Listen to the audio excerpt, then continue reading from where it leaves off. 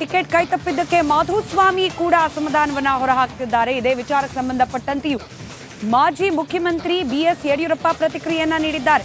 ಮಾಧುಸ್ವಾಮಿ ಅವರ ಬಂಡಾಯ ವಿಚಾರಕ್ಕೂ ಸಂಬಂಧಪಟ್ಟಂತೆ BS ಯಡಿಯೂರಪ್ಪ ಪ್ರತಿಕ್ರಿಯೆ ನೀಡಿದ್ದಾರೆ. ಇನ್ನೆರಡು ದಿನಗಳಲ್ಲಿ ಹೇಳ್ತೇನೆ ಅಂತ ಹೇಳಿ ಮಾಧುಸ್ವಾಮಿ ಅವರು ತಮ್ಮ ಮುಂದಿನ ನಡೆ ಬಗ್ಗೆ ಪ್ರತಿಕ್ರಿಯೆ ನೀಡಿದ್ದಾರೆ. ಮಾಧುಸ್ವಾಮಿ ಜೊತೆ ನಾನು ಮಾತನಾಡ್ತೇನೆ, ಎಲ್ಲ ಅಸಮಾಧಾನಿತರ ಜೊತೆ ಕೂಡ ನಾನು ಮಾತನಾಡ್ತೇನೆ ಅಂತ ಹೇಳಿದ್ದಾರೆ BS ಯಡಿಯೂರಪ್ಪ.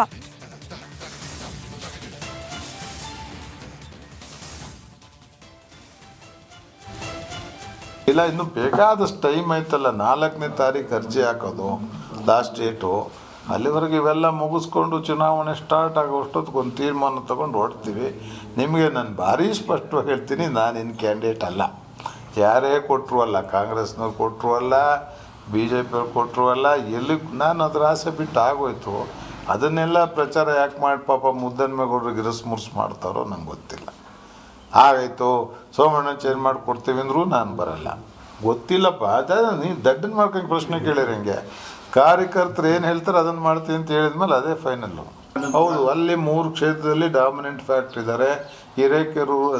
ಹಾವೇರಿನಲ್ಲಿದ್ದಾರೆ, ದಾವಣಗೆರೆಯಲ್ಲಿ 2 ಕಾನ್ಸ್ಟಿಟ್ಯೂನ್ಸಿ, ಹೊನ್ನಾಳಿ ಮತ್ತು ಹರಿಹರದಲ್ಲಿದ್ದಾರೆ, ಚಿತ್ರದುರ್ಗದಲ್ಲಿದ್ದಾರೆ. ಎಲ್ಲ ಕಡೆ ಇರೋರಿಗೆ ಎಲ್ಲರೂ ಒಂದು ಸೀಟ್ ಕೊಟ್ಟು ಇವರು ನಮ್ಮನ್ನು ಜೊತೇಲಿ ತಗೊಂಡು ಹೋಗ್ಬೇಕಾಗಿತ್ತು. ನಾವು part and parcel of the community party ನಂಗೆ ಟ್ರೀಟ್ ಮಾಡಬೇಕಲ್ಲೇನ್ರಿ.